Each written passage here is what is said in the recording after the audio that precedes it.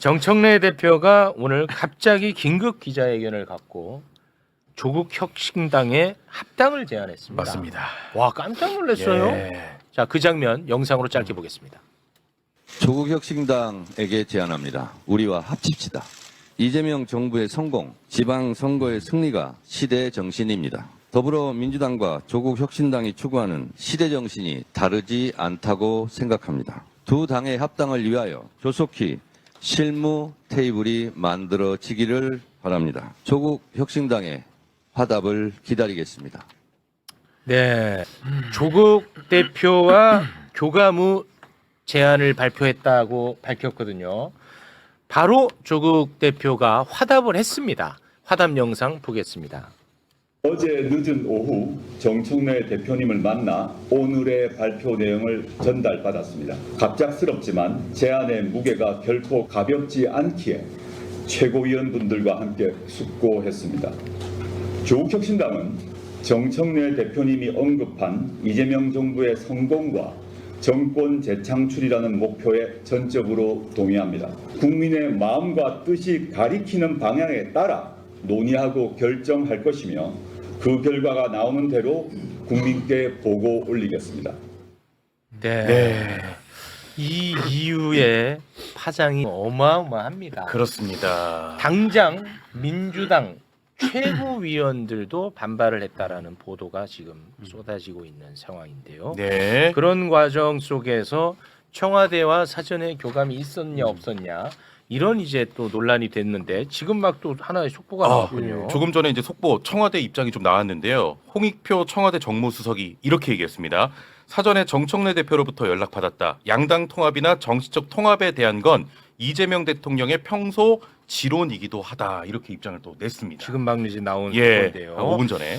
자, 여기에 대해서 우리 비서실장님이시니까 너무나 이제 갑작스러운 이슈라서 이 참 깜짝 놀랐습니다. 많은 분들도 일단은 그 우리 당 대표가 얘기한 것처럼 지금 조국 혁신당은 지난 24년도 총선이었죠. 우리 민주진영이 압승을 거둘 때 당시에는 이제 조국 혁신당은 비례대표 의원들만 냈고 우리는 뭐 지역구 의원들 비례대표 다 냈는데 서로가 이제 따로 또같이처럼 협력을 해왔습니다. 그리고 지난 6.3 대선에서는 우리 이재명 대통령님 당선을 위해서 또 조국 혁신당은 윤석열 정권 심판을 위해서 당시 대선 후보를 내지 않았죠.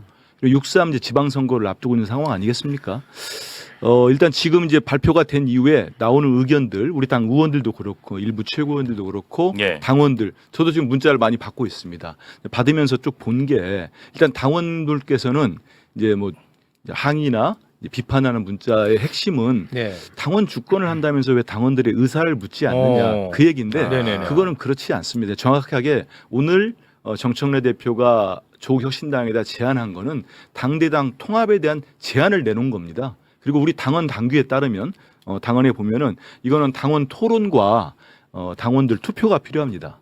말 그대로 아니 그러면 당원들한테 먼저 제안을 해야 되는 거 아닌가요? 그렇진 않죠. 왜냐하면 그건 이건 아닌가요? 묶게 돼 있습니다. 왜냐하면 이건 당 대표로서 정치적 결단을 한 건데 그리고 이미 뭐 조국 대표와는 여러 가지 얘기가 돼 있는 상황에서 당 대표로서 제안을 한 거고 말씀하신 것처럼 당원들께서 여기에 대해서 활발하게 뭐 국회의원들도 당연히 토론할 겁니다. 저들 요청도 네. 또 가지면 토론할 거고 네. 여기에 대해 찬반을 입장을 밝히고 당원들께서도 보면 뭐 조국 혁신당이 지금 통합이 반대한다거나 당대당 여기도 합당인데 반대하는 의견을 내시면 됩니다. 그리고 토론회 가고 당원들 중요한 문제이기 때문에 네. 당원들의 찬반 투표 그리고 뭐 거기에 대해서 투표를 거쳐서 결정하는 거고요. 네. 그다음에 일부 최고위원들 제가 좀 가닥을 타서 말씀을 드리면 네네네. 최고위원들의 말씀하시는 거는 네.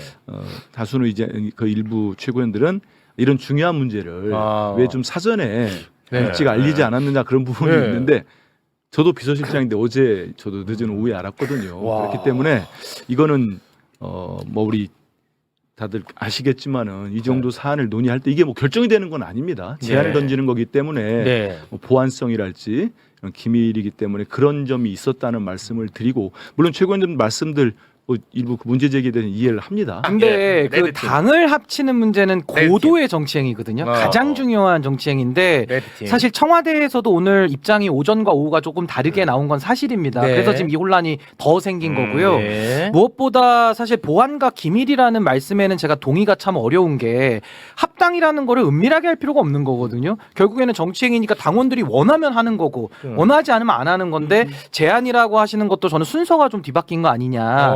그래서 저는 사실 이 합당을 보면서 오전에 든 생각은 제가 이 있습니다가 생각이 났습니다. 노무현 대통령께서 민자당 3당 합당할 때 그때 이의를 제기하시면서 당을 떠나신 거거든요. 그러니까 저는 이번에도 조국혁신당과의 여러 가지 합당이 지선의 승리라고 하는 그 목적 외에는 다른 명분이 없습니다. 그래서 전 이것은 좀 야합 아니면 과거의 정치 문법 아니냐, 내지는 제가 조금 판단하는 바로는 조금 이거는 추측의 발언을 좀 섞자면 예. 혹시 정청래 대표가 연임을 해서 다음 공천에 그 영향력을 행사하고 조국 대표를 그러면 대선 주자로 혹시 올리려고 하는 그런 계획도 혹시 이 안에 있는 거 아니냐, 그런 생각도 들 정도로. 그거는 약간 좀 풀어서 설명 부탁드립니다. 아니 그러니까 예를 들면 합당이라는 것이 만약에 성사가 된다면 그런 정치적 계획 하에 좀 이렇게 성급하게 아니 그러니까 던진 거 아니냐. 이제 그건 이제 여쭤보는 거예요. 만약에 그렇게 의심을 하는 이유가 뭐냐? 만약에 합당이 성사가 된다면 조국혁신당 당원들이 많이 들어와서 그분들이 정청래 후보를 밀어줘서 연임이 되고 연임이 된 상태에서 조국 대표를 대선 주자로 밀 거 아니냐? 그러니까 그 의심 외에는요, 이렇게 긴박하게 은밀하게 또 굉장히 일처리가 매끄럽지 못하게 이렇게 중요한 문제를 던질 필요가 있겠냐. 게다가 네. 오늘은 코스피 5천을 뚫은 날이거든요. 그러니까 이런 뉴스가 다 덮일 정도로 네. 그러니까 집권 여당에서 지금 나온 혼선치고는 네. 상당히 큰 혼란이기 때문에 네. 그런 의구심까지도 좀 들더라고요. 좋습니다. 아, 그 레드 팀이니까 그런 레드팀 야 질문이 뭐 제안을 할 수 있는데 이게 또 절차가 옳은 것이냐? 아, 당연히 합당을 할 수 있는데 이게 맞느냐? 뭐 이런 게 쉼없이 나오는데 일단 박 변호사님. 뭐 원론적으로 내용이 틀린 내용은 아닌데 예. 모든 정책 메시지는 시기, 예. 장소는 좀 빨게요. 장소는 중요하지 않은 것 같은데 예. 타이밍 같은 게 타이밍. 매우 중요합니다. 아하. 언제 하냐? 예, 예. 예컨대 지방선거 끝나고 이 얘기를 하느냐? 뭐가 하고 하느냐인데 어제 뭐가 있었습니까?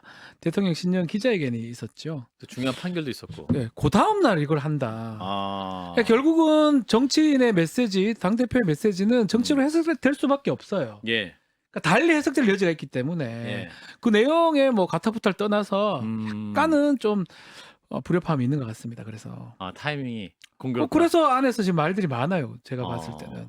일단 뭐 청와대에게 얘기는 했다고 하는데 그게 협의는 아니고 합니다 하고 이제 바로 얘기한 것 같아요. 이건 통보를 한 거죠. 자, 대변인. 제가 사실은 아침서부터 예. 청와대 출입하는 그 기자들? 반장님들 그리고 국회 출입하는 여당 반장님들이 전화를 하셔서 예, 예.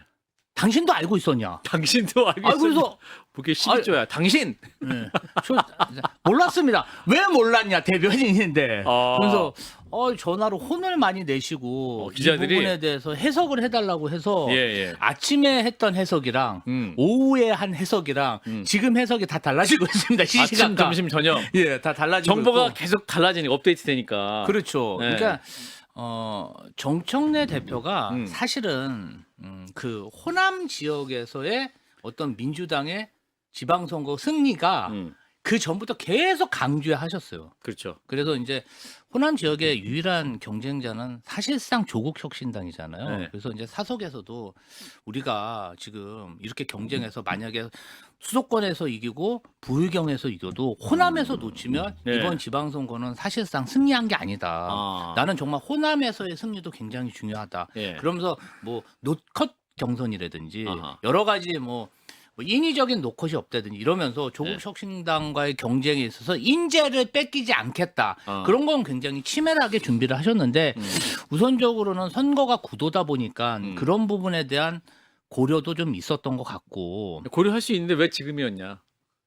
이제 선거 사무상으로 보면은 네. 더 시간이 지나면 사실상 지방선거에서 단일 후보를 내기는 좀 어려웠습니다. 그러다 보니까 지금 시점에 합쳐가지고 후보들 경선을 하려면 지금 시기가 맞았고 두 번째로는 조국 혁신당의 자체적인 요인도 한번 보셔야 됩니다.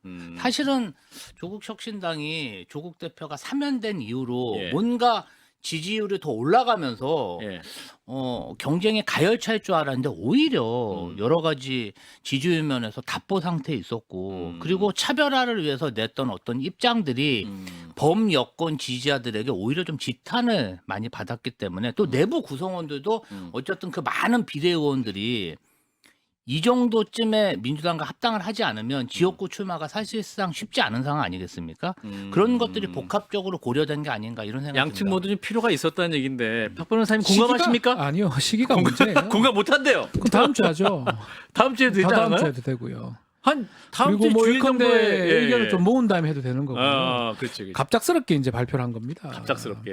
그럼 본인의 정치적 메시지라고 볼 수밖에 없는 거예요. 그러니까 실제로는 사실은 앞으로 이게 좀 크게 좀 문제될 여지가 저는 높다고 봅니다, 사실. 사실은 그젠가 네.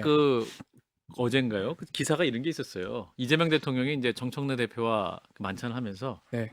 반명인가요? 예.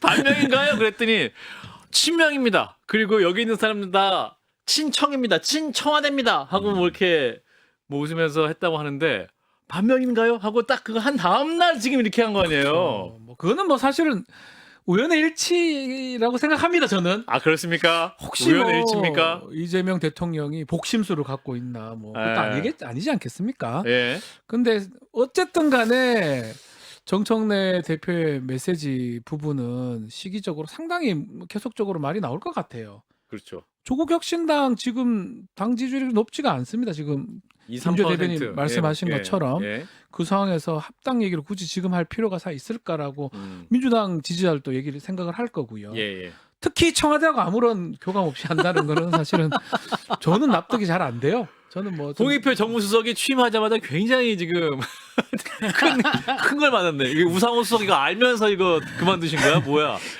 민주당 당원들이 바라보는 조국 혁신당 이런 현재의 통합 어떻게 바라보세요? 긍정적, 부정적에. 일단은 저희도 이제 당내 의견 수렴 과정이 필요한 거잖아요. 예. 의원 지금부터 시작이에요? 의원총회부터 시작해야죠. 의원총회부터. 그런데 이게 지금 사실은 절차가 먼저 제안하고 의견 수렴을 하다 보니까 그래서 상당한 반발이 일어나고 있거든요. 예, 예. 그런데 궁극적으로 의견을 수렴해 보면 당원들이나 정당 고관여자들은 어쨌든 구도라는 리스크를 줄여야 되기 때문에 예. 뭔가 좀 새를 키우는 쪽으로 갈 수는 있지만 예. 그 사이에 절차와 진행 과정에서의 그런 어떤 문제점은 엄청 지적할 것 같습니다. 민주당 뭐 고관여층 네. 뭐 당원들은 네. 그렇게 좋아하지는 않을 것 같아요. 조국 혁신당 바로 합당 이거는 지금 시점에 그냥 예를 들어볼게요. 예를 들어주세요. 지방선거 끝나고도 합당할 수도 있어요. 그렇죠. 그 얼마 몇 석 받겠어요.